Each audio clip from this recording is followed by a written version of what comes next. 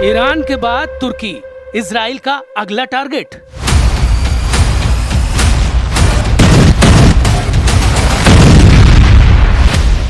Netanyahu versus Erdogan, middle east में नया महायुद्ध।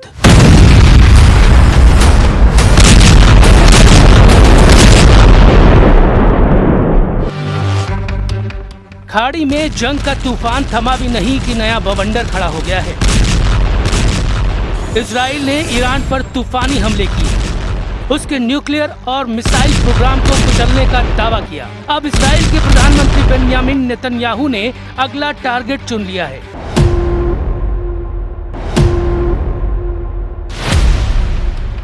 तुर्की के राष्ट्रपति एर्दोआन को नया दुश्मन क्यों बता रहे हैं नेतन्याहू? नेतन्याहू को 5000 साल तक जेल में क्यों रखना चाहते हैं एर्दोआन? הם שבאו להשמיד אותנו, הם נלחמים כרגע על הישרדותם. הכוח של מדינת ישראל, רק 80 שנה אחרי השואה, נראה בפני כל העולם. גם אם העולם שכח את לקחי השואה, אנחנו לא שכחנו. ईरान के साथ 40 दिन की जंग सीज फायर के बाद भले ही रुक रुक कर बढ़ रही हो, लेकिन इजराइल ने तुर्की को नया खतरा बता दिया है। भले ही खुद नेतन्याहू कह रहे हैं ईरान के खिलाफ उनकी जंग खत्म नहीं हुई है, लेकिन इजराइल के एक्सपर्ट और पूर्व पीएम ने बड़ी चेतावनी दे दी है। एक शातिर और खतरनाक दुश्मन जो इजराइल को घेरना चाहता है। हमें अलग अलग तरीकों से लेकिन एक साथ तेहरान और अंकारा से पैदा हुई दुश्मनी के खिलाफ एक्शन लेना होगा। तुर्की नेटो का सदस्य है, लेकिन रुख पूरी तरह इजराइल के खिलाफ है। एर्दोआन खुलकर कह चुके हैं इजराइल इलाके में खलबली मचा रहा है और अस्थिरता फैला रहा है, जबकि कई रिपोर्ट्स में ये दावा किया गया है कि इजराइल के लिए एर्दोआन सबसे खतरनाक नेता है। 2 दिन पहले तुर्की विदेश मंत्रालय के ट्विटर हैंडल से एक लेटर जारी किया गया, जिसमें लिखा गया, नेतन्याहू ने जो अपराध किए हैं वो आज के समय के हिटलर के हैं। उनका ट्रैक रिकॉर्ड भी यही है। नेतन्याहू के खिलाफ युद्ध अपराधों और मानवता के खिलाफ किए अपराधों के आरोप में अंतर्राष्ट्रीय कोर्ट ने गिरफ्तारी वारंट जारी किया है। नेतन्याहू और इजराइल की सरकार अंतर्राष्ट्रीय कोर्ट में कार्रवाई का सामना कर रही है। लेकिन इजराइल की सबसे बड़ी टेंशन ईरान नहीं, बल्कि लेबनान का हिजबुल्लाह है। सीज फायर के बाद भी इजराइल और हिजबुल्लाह में जंग की रफ्तार नहीं थमी। दोनों करीब 2.5 साल से एक दूसरे के खिलाफ युद्ध लड़ रहे हैं। 7 अक्टूबर 2023 को हमास ने कई मोर्चों पर इजराइल के खिलाफ हमला कर बड़ा झटका दे दिया था। इसमें 1000 से अधिक इजरायली मारे गए और सैकड़ों को बंदी बना लिया गया। 8 अक्टूबर 2023 को इजराइल ने हमास पर पलटवार किया तो हिजबुल्लाह एक्टिव हो गया। हिजबुल्लाह ने इजरायली बॉर्डर को रॉकेट हमलों से धुआं कर दिया और तब से हिजबुल्लाह और इजराइल के बीच जंग छिड़ी हुई है। करीब 2.5 सालों से इजराइल हिजबुल्लाह को बॉर्डर से पीछे धकेलने में लगा है।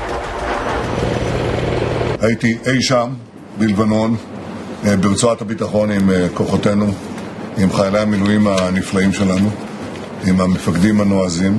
הם עושים שם עבודה מדהימה, ברוח איתנה, בנחישות גדולה, ובהצלחות גדולות שכמובן צריך להכיר בהם. הדבר הראשון, अमेरिका ने सीज फायर करवाया, लेकिन इजराइल इसके खिलाफ था। इजराइल के अंदर ही सवाल उठने लगे, क्या इजराइल का ऑपरेशन नाकाम साबित हुआ?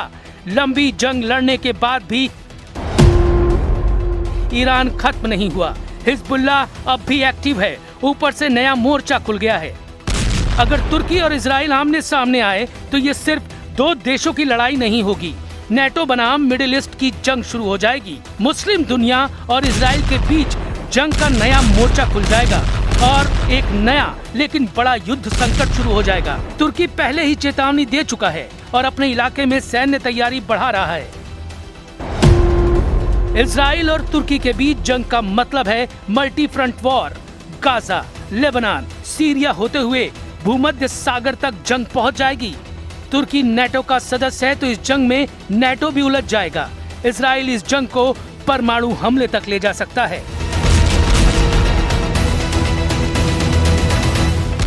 Bu yıl veya bu yol tıkanır veya dinamitlenirse işte o zaman devletimizin kadife eldivene sarılı demir yumruğunu kullanmaktan da çekin. मार्च 2026 से लेबनान में इजराइल ने नई जंग की शुरुआत की। इजराइल ने साउथ लेबनान में ग्राउंड ऑपरेशन और एयर स्ट्राइक्स तेज कर दिए। हिजबुल्लाह ने उत्तर इजराइल पर रॉकेट बरसाए, यहाँ तक कि पुराने चर्च तक को निशाना बनाया गया। इजराइल ने कसम खाई कि वो अब हिजबुल्लाह के खिलाफ तब तक जंग लड़ेगा जब तक उनके पूरे हथियार खत्म न कर दे। इस जंग से लेबनान की सरकार इतनी डर गई कि उसने वॉशिंगटन तक से बात की, लेकिन हिजबुल्लाह ने इजराइल से बात करने से इनकार कर दिया। हिजबुल्लाह ने कहा कि इजराइल के साथ बातचीत का मतलब है सरेंडर। हम इजराइल के साथ बातचीत नहीं करेंगे, ये बातचीत आग के बीच आत्मसमर्पण है। हम इजराइल के हर हमले का जवाब देंगे बिना किसी सीमा के। इसके बाद इजराइल ने हिजबुल्लाह चीफ नईम काज़मी को अपना सबसे बड़ा टारगेट बना लिया। इजराइल कह रहा है ये गाजा मॉडल नहीं है, बल्कि हिजबुल्लाह को पूरी तरह खत्म करने का ऑपरेशन है। इसके जवाब में हिजबुल्लाह ने हुंकार भरी कि वो और भी मजबूत हो गया है। अब सवाल है, क्या नेतन्याहू दो मोर्चों पर लड़ाई लड़ेंगे?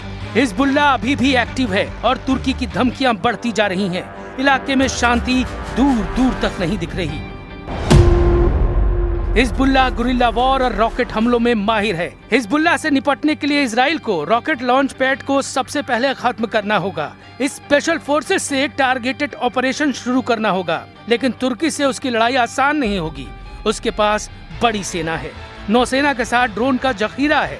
तुर्की से डायरेक्ट ग्राउंड वॉर करना इजराइल के लिए आसान नहीं होगा। हालांकि इजराइल फाइटर और साइबर वॉर के सहारे तुर्की के खिलाफ जंग बढ़ा सकता है। तो क्या ईरान सिर्फ शुरुआत था? क्या नेतन्याहू अब नया मोर्चा खोलने जा रहे हैं? क्या एर्दोआन अगला बड़ा खिलाड़ी बन चुके हैं? क्या दुनिया एक और बड़े युद्ध की तरफ आगे बढ़ रही है? लेकिन सबसे बड़ा सवाल अब है, क्या नेतन्याहू जानबूझकर जंग का दायरा बढ़ा रहे हैं? क्या एर्दोआन खुद को मुस्लिम दुनिया का नया लीडर साबित करना चाहते हैं? और क्या हिजबुल्लाह इस पूरे खेल का सबसे खतरनाक मोहरा है? लेकिन इस पूरी जंग में एक और खतरनाक परत छुपी हुई है। ये सिर्फ इजराइल बनाम हिजबुल्लाह या इजराइल बनाम तुर्की की लड़ाई नहीं है, बल्कि ये बनती जा रही है पूरे मिडिल ईस्ट की एक नई जंग।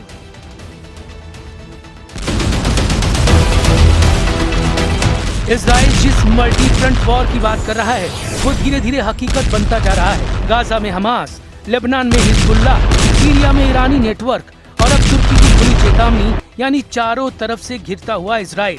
ईरान से शुरू हुई ये जंग अब तुर्की, लेबनान और पूरे मिडिल ईस्ट को निगलने की तरफ बढ़ रही है। और सवाल सिर्फ ये नहीं है कि अगला निशाना कौन है, सवाल ये है, क्या दुनिया इतनी बड़ी जंग के लिए तैयार भी है? क्योंकि इसके आगे सिर्फ सकता है।